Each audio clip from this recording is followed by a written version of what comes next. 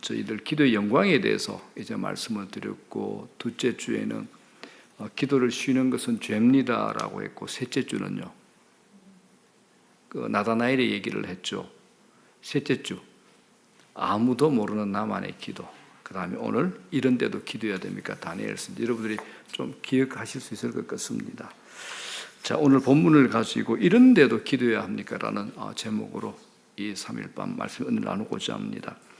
우리가 아는 대로 다윗의 아들 솔로몬 왕의 아들 때 이스라엘 땅이 이제 남과 북으로 갈라지죠. 남북으로. 북쪽 이스라엘은 BC 720여 년에 아수르에 완전히 망해버리고, 남쪽 유다는 BC 586년에 바벨론 느부갓네살 왕에 의해서 점령을 당합니다. 그런데 남유다 백성들은 세 번에 걸쳐 이제 바벨론 포로로 끌려가죠.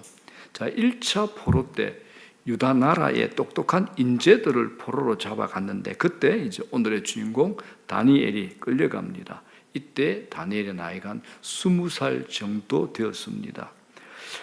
바벨론의 느부갓네살 왕은 머리가 좋고 정치를 잘하는 사람입니다. 그는 포로로 잡은 유대인 중에서 똑똑한 청년들을 뽑아서 자기 나라에서 재교육을 시키죠. 그래서 통치에 활용하려는 계획을 세웁니다. 이것이 바벨론의 인재관리법입니다.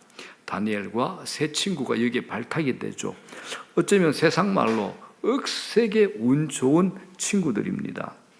가족과 친척과 동포들은 노예로 힘들고 고단한 삶을 살아가는데, 이들은 당시 세계 최강 바벨론 왕궁에서 호의호식하면서 장래까지 보장을 받았지 않습니까? 만약 우리가 다니엘 입장이라면 어떤 생각을 할 것 같습니까?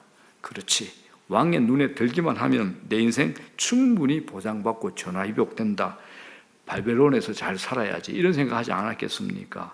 그런데 다니엘은 다른 결심을 합니다. 나의 조국 유다는 하나님께서 선지자들을 보내서 회개하고 돌아오러 가셨는데 그 말씀에 순종하지 않고 제 멋대로 행하다가 이렇게 망해버렸구나. 정말 하나님 말씀 그대로 이루어진다. 나는 정말 하나님 섬기며 믿음을 지키자. 이런 결심을 다니엘은 합니다. 다니엘은 고난을 겪으면서 하나님 앞에 바로 서게 됩니다. 나라도 미래의 희망도 잃고 나서 그는 오히려 가장 귀한 하나님을 향한 믿음을 회복합니다. 어차피 죽었어야 할 목숨, 이제는 어떤 고난이 오더라도 하나님 앞에서 깨끗이 살겠다라는 결심을 하죠. 그러는 동안 믿음을 지키면서도 계속 박해는 심해졌습니다. 그런데 그럴 때마다 하나님께서 승리하게 하시죠. 이방 나라에서 하나님의 영광, 하나님의 이름을 더 높이게 하셨습니다. 다니엘이 그래서 알게 된 해답이 있죠. 어느 나라, 어느 곳에 가서 무엇을 하더라도 하나님 말씀을 따라 살면 그것을 통해 하나님은 영광을 받으시고 자신을 통해 역사하신다는 사실을 알고 배우게 됐습니다. 이게 하나님 사람들이 걸어가야 될 길이라는 것을 다니엘은 알게 된 겁니다. 이 다니엘이 바벨론의 느부갓네살 왕에 이어 벨사살 왕까지 총리의 자리를 지켰는데, 강대국 바벨론이 드디어 페르시아에게 망합니다. 이 페르시아가 지금의 이란이죠. 아무도 망할 것이라고 생각지 않았던 바벨론이 하루아침에 망하고 페르시아 시대가 열립니다. 우리가 성경에 이런 지명이 나오는데, 바벨론이 나오는데, 바벨론이 지금으로 말하면 이라크입니다.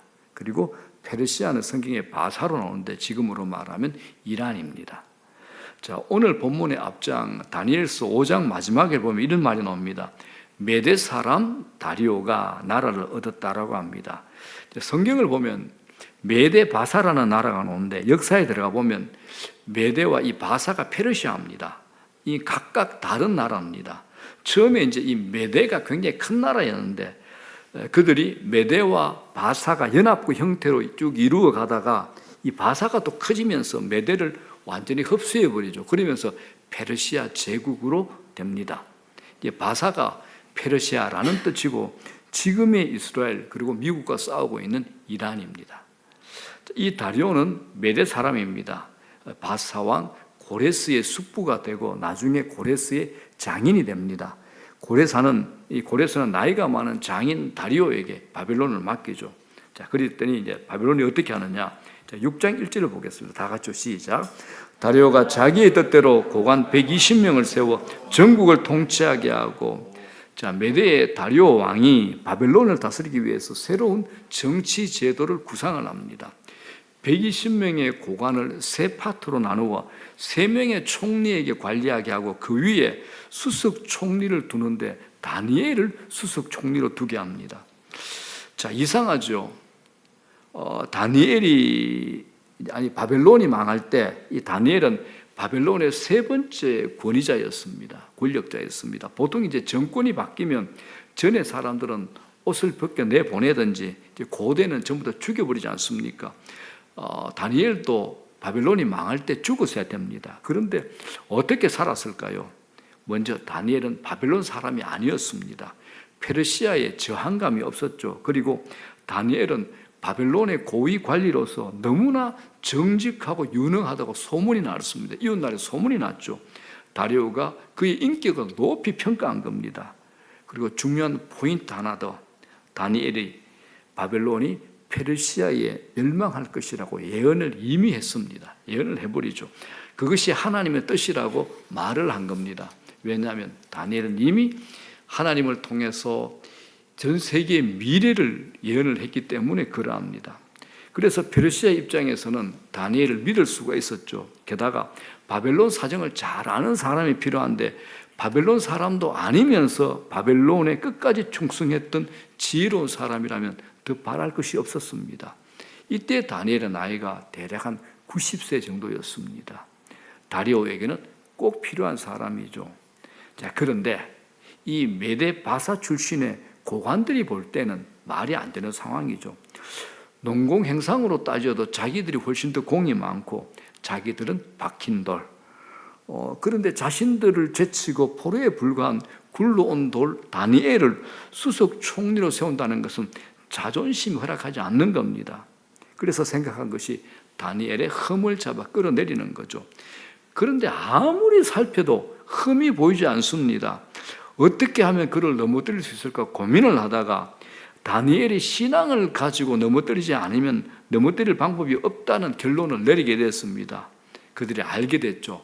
다니엘은 하루에 3번씩 자기가 믿는 여호와 하나님께 기도한다는 사실, 그리고 무슨 일이 있어도 기도를 포기하지 않을 것이라는 사실도 이들이 알게 됐습니다. 그래서 다니엘을 잡기 위한 법을 만들었습니다. 6절, 7절입니다.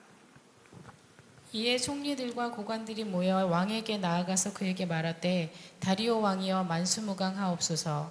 나라의 모든 총리와 지사가 총독과 법관과 관원이 의논하고 왕에게 한 법률을 세우며 한 금령을 정하실 것을 구하나이다. 다 같이요. 왕이여 그것은 곧 이제부터 30일 동안에 누구든지 왕 외에 어떤 신에게나 사람에게 무엇을 구하면 사자굴에 던져넣기로 한 것이니이다. 그들은 왕을 신격화하죠. 왕의 이름으로만 기도해야 된다라고 제안을 합니다. 이 왕이 딱 들어보니까 좋잖아요. 다리오 왕이 들어보니 왕이 자기에게만 충성하겠다는 이 말이 나쁘지 않았던 겁니다. 좋다, 허락한다 하고 그 조서에 도장을 꽝 찍어줍니다. 그 안에 있는 독소 조항을 파악을 못했던 거죠. 자, 그러나 다니엘은 알았습니다. 고위 관리들이 자기를 잡으려는 사실을 알게 됐습니다. 그리고 왕이 조서에 도장을 찍었으므로 이 법이 취소될 수 없다는 것도 알게 됐습니다. 자, 그런데 이럴 때 다니엘이 어떻게 했을까요? 자, 10절 다 같이 읽겠습니다. 시작. 다니엘이 이 조서에 왕의 도장이 찍힌 것을 알고도 자기 집에 돌아가서는 윗방에 올라가 예루살렘으로 향한 창문을 열고 전에 하던 대로 하루 3번씩 무릎을 꿇고 기도하며 그의 하나님께 감사하였더라. 자, 여러분들이 생각할 때 다니엘의 이 반응이 어떻습니까? 우리가 쉽게 생각할 수 있는 것이 꼭 이래야만 하는 것일까? 그렇지 않나요? 사람의 융통성이 있어야지. 보이지 않게 창문을 닫고 기도하든지 무릎을 꿇지 말고 그죠? 서서 움직이면서 기도하면 이 남들이 볼 때 산책하는 것처럼 볼 수 있잖아요. 아니면 딱 30일만 기도 안 하면 돼. 하나님, 내가 30일만 딱 참겠습니다. 봐주십시오. 하나님 봐주실 것 같지 않습니까? 그런데 다니엘은 그렇게 하지 않습니다. 성경에 표현되어 있대요. 전에 하던 대로 똑같이 무릎 꿇고 기도하며 하나님께 감사했습니다. 자, 다니엘이 왜 이렇게까지 했을까요? 다니엘은 평생 그렇게 살도록 뜻을 정했기 때문입니다. 다니엘이 20대 포로로 잡혀왔을 때 처음 이제 제사상에 올라간 거, 우상들의 신상에 올라간 그 음식을 먹으라고 이제 권유를 받았을 때 다니엘이 했던 말이 있죠. 다니엘 1장 8절입니다. 다 같이 읽겠습니다. 시작. 다니엘은 뜻을 정하여 왕의 음식과 그가 마시는 포도주로 자기를 더럽히지 아니하리라 하고 자기를 더럽히지 아니하도록 환관장에게 구하니. 자, 다니엘은 이때부터 나는 죽을 목숨이었다. 남은 인생 하나님만 섬기다가 내가 살겠다. 결코 기도를 쉬지 않겠다. 하루 3번 무릎 꿇고 기도하며 감사하겠다. 이 결심을 지금까지 지켜온 겁니다. 하나님은 다니엘이 그렇게 기도할 때마다 언제나 응답하셨습니다. 다른 사람의 꿈 내용을 알려주셨잖아요. 나라가 무너지고 세워지는 것을 다니엘에게 말씀하시고 알게 하셨습니다. 영적인 깊은 비밀까지도 다니엘에게 알게 하시고 깨우쳐 주셨습니다. 앞으로 될 일까지 다 가르쳐 주셨죠. 하나님은 그의 기도에 응답하지 않거나 실망시킨 적이 없었습니다.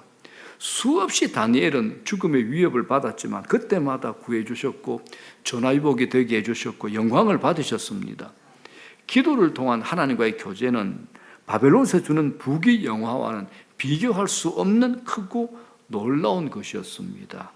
평생 다니엘은 그렇게 살아온 세월과 시간이었습니다. 그래서 그에게 기도는 가장 중요한 시간이었죠. 가장 행복한 시간이었습니다. 하나님과 깊이 은밀히 비밀을 나누는 시간이었습니다. 그런데 이런 기도를 하지 말라니요. 삶의 가장 중요한 시간들을 포기하라니요. 오늘 죽더라도 기도 시간 지키며 사는 것이 그가 생각한 가장 가치 있는 일이었습니다. 그래서 다니엘은 기도는 포기하지 않습니다. 자, 지나온 세월이 주바등처럼 이제 지나가죠. 하나님께서 함께 해주신 그 수많은 순간들이 얼마나 행복하고 감사한지 모릅니다. 이대로 죽어도 미련 없습니다. 그래서 흔들림 없이 다니엘은 기도합니다. 자, 11절 보겠습니다. 시작. 그 무리들이 모여서 다니엘이 자기 하나님 앞에 기도하며 간구하는 것을 발견하고 다니엘을 잡으려고 함정을 파놓은 고관들이 다니엘의 기도하는 모습을 보고 쾌재를 부르죠. 아싸 그랬습니다. 이제 됐다. 예상대로 다니엘은 그가 섬기는 하나님께 기도했다. 이걸 고발하면 다니엘을 확실히 죽일 수 있다. 속으로 박수를 치며 좋아합니다. 그들은 이제 왕 앞에 나가서 다니엘을 고발합니다. 고발을 받고 나서야 이 다리오 왕은 이 법이 함정이었다라는 것을 깨닫게 되죠. 어떻게 다니엘을 구할 방법이 없을까 고민하고 애를 쓰는데 마땅한 묘수가 없습니다. 왕인 자기가 찍은 도장이 있는데 어떻게 다시 번복할 수 있겠습니까? 결국 법대로 다니엘을 사자굴에 넣으면서 제발 너의 하나님이 너를 구원하시면 좋겠다라고 말을 합니다. 자, 16절 시작. 이에 왕이 명령하며 다니엘을 끌어다가 사자굴에 던져 넣는지라. 왕이 다니엘에게 이르되 네가 항상 섬기는 너의 하나님이 너를 구원하시리라 하니라. 자, 이제 길고 긴 밤이 지났습니다. 밤새 잠을 못 이룬 왕이 새벽에 일어나서 사자굴로 뛰어갑니다. 죽었겠지. 그러나 다니엘의 하나님은 전에도 죽을 수밖에 없었던 그의 친구들을 구하셨는데 혹시 구원하시지 않았을까 초조한 마음으로 뛰어갑니다. 왕은 입구에서 다니엘아, 다니엘아라고 부릅니다. 자, 19절 다 같이 시작. 이튿날에 왕이 새벽에 일어나 급히 사자굴로 가서 20절 다니엘이 던 굴에 가까이 이르러서 슬피 소리질러 다니엘에게 묻되 살아계시는 하나님의 종 다니엘아 네가 항상 숨기는 네 하나님이 사자들에게서 능히 너를 구원하였느니라 하시니. 21절 다니엘이 말합니다. 시작. 다니엘이 왕에게 이르되 왕이여 원하건대 왕은 만수무강하옵소서. 22절 나의 하나님이 이미 그의 천사를 보내어 사자들의 입을 봉하셨으므로 사자들이 나를 상해하지 못하였사오니 이는 나의 무죄함이 그 앞에 명백함이오며 또 왕이여 나는 왕에게도 해를 끼치지 아니하였나이다 하니라. 23절 왕이 심히 기뻐서 명하여 다니엘을 굴에서 올리라 하며 그들이 다니엘을 굴에서 올린즉 그의 몸이 조금도 상하지 않았으니 이는 그가 자기의 하나님을 믿음이었더라. 아멘. 걱정과는 달리 다니엘은 조금도 상하지 않았습니다. 다니엘이 무주의 함이 증명되었고 왕도 자신의 조서의 효력에 변경 없이 진행되었기에 권위 손상이 전혀 없게 됐습니다. 이제 왕은 다니엘을 고발한 고관들을 데리고 와서 다니엘을 던져줬던 그 사자굴에 던져버리죠. 다니엘은 하루를 지났는데도 괜찮은데 그들의 몸은 굴 바닥에 닿기도 전에 사자들이 그들을 움켜서 뼈까지 부셔뜨려 버립니다. 자, 24절 다 같이요. 왕이 말하여 다니엘을 참수한 사람들을 끌어오게 하고 그들을 그들의 처자들과 함께 사자굴에 던져 넣게 하였더니 그들이 굴 바닥에 닿기도 전에 사자들이 곧 그들을 움켜서 그 뼈까지도 부셔뜨렸더라. 자, 사랑하는 여러분, 왜 이런 시험과 고난이 있는 걸까요? 이 페르시아의 이 바사의 하나님을 전하기 위함입니다. 하나님은 세상 어디라도 전해져야 됩니다. 그런데 이를 위해서는 헌신하는 사람이 있어야 합니다. 하나님의 능력이 없어서가 아니라 하나님의 뜻을 위해 자기를 헌신할 사람이 없다라는 겁니다. 이제 다니엘 때문에 페르시아 안의 모든 나라와 민족에게 조서가 발표됩니다. 자, 26절, 27절. 자, 왕이 조서를 내립니다. 다 같이 시작. 내가 이제 조서를 내리노라. 내 나라 관할 아래에 있는 사람들은 다 다니엘의 하나님 앞에서 떨며 두려워할지니 그는 살아계시는 하나님이시요 영원히 변하지 않으실 이시며 그의 나라는 멸망하지 아니할 것이요 그의 권세는 무궁할 것이며 그는 구원도 하시며 건져내게도 하시며 하늘에서든지 땅에서든지 이적과 기사를 행하시는 이로써 다니엘을 구원하여 사자의 입에서 벗어나게 하셨음이라 하였더라. 아멘. 다니엘 때문에 하나님을 모르는 왕이 하나님께 이렇게 영광을 올려드리게 되고 세상 만방에 하나님을 선포하게 되는 겁니다. 이 조서의 내용이 이런 내용이죠. 하나님을 두려워해라. 그는 살아계신 하나님이시고 영원한 하나님이시다. 그의 나라는 영원하다. 이런 뜻입니다. 이 모든 과정을 통해서 하나님이 영광을 받으셨습니다. 다니엘의 고난을 통해서 엄청난 선교가 이루어졌죠. 자, 그래서 여러분, 우리가 이 다니엘의 기도를 통해서 어떻게 기도해야 되는가 한 세 가지로 우리가 은혜를 받고 배워야 할 것 같습니다. 다니엘을 통해서 배울 기도의 비법 첫 번째입니다.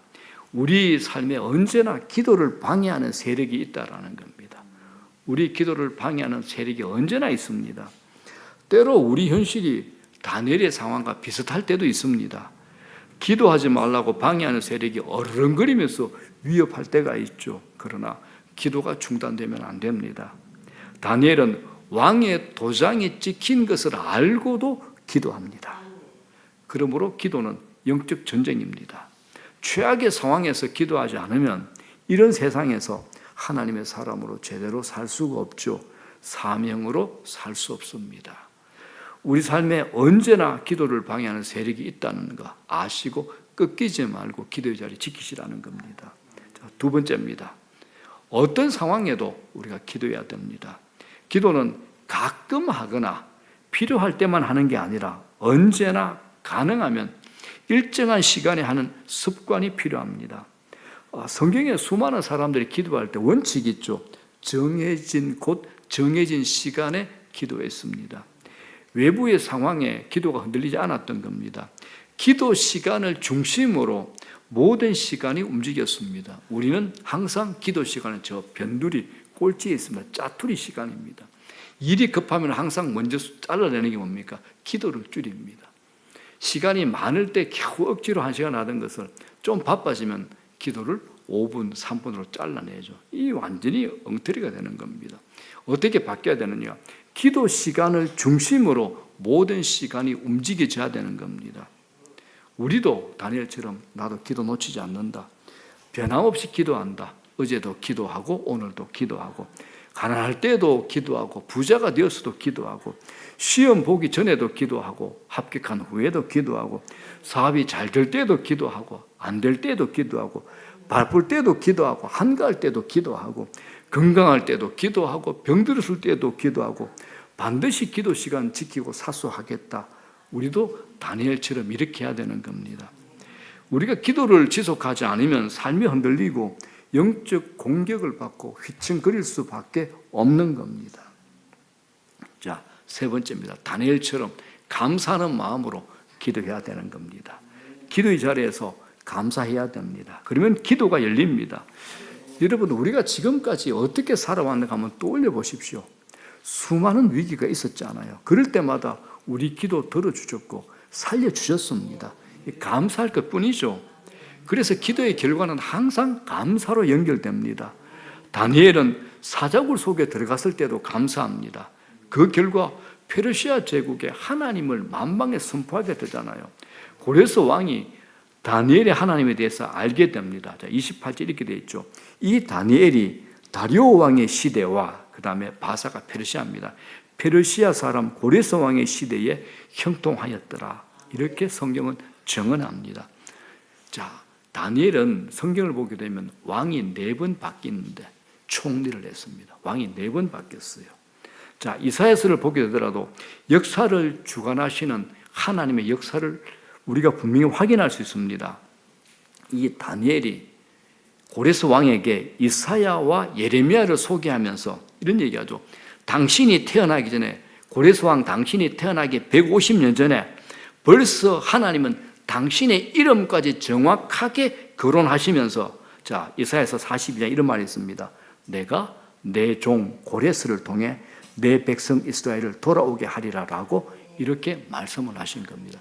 이름까지 하나님께서 지정을 하신 겁니다. 자, 이사야서 45장 1절 3절을 보겠습니다. 시작. 여호와께서 그의 기름 부음을 받은 고레스에게 이같이 말씀하시되 내가 그의 오른손을 붙들고 그 앞에 열국을 항복하게 하며 내가 왕들의 허리를 풀어 그 앞에 문들을 열고 성문들이 닫히지 못하게 하리라. 네 이름을 부르는 자가 나 여호와 이스라엘의 하나님인 줄을 내가 알게 하리라. 이 고레스 왕이 이스라엘 백성들을 자기 조국으로 3차례 귀환을 시키잖아요. 돌려보내지 않습니까? 당신을 페르시아 바사 제국의 왕으로 세울 것이고 당신 때문에 하나님께서 기뻐하실 것이고 당신이 하나님의 백성을 해방시킬 것이라고 하셨습니다 라면서 예언을 알려주죠.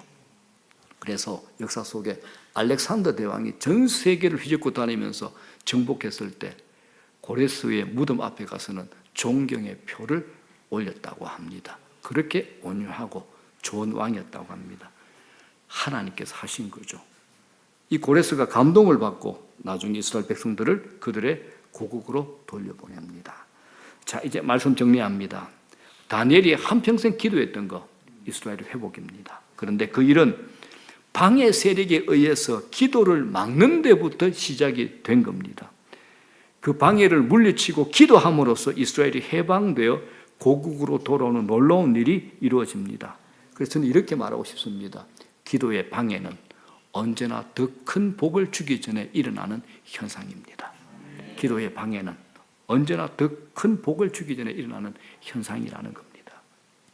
그러므로 원망과 불평을 거치고 우리는 언제나 감사하며 기도해야 됩니다. 그럴 때 놀라운 하나님의 역사를 보게 될 겁니다. 우리는 가끔 이런데도 기도해야 됩니까? 이렇게 반대가 많고 심하고 위험한데도 기도해야 합니까? 라고 질문합니다. 정답은 네, 그래도 기도해야 됩니다. 그럴수록 더 기도해야 됩니다. 그럴 때 하나님의 역사가 나타나기 때문입니다. 기도의 위대함이 드러나기 때문입니다.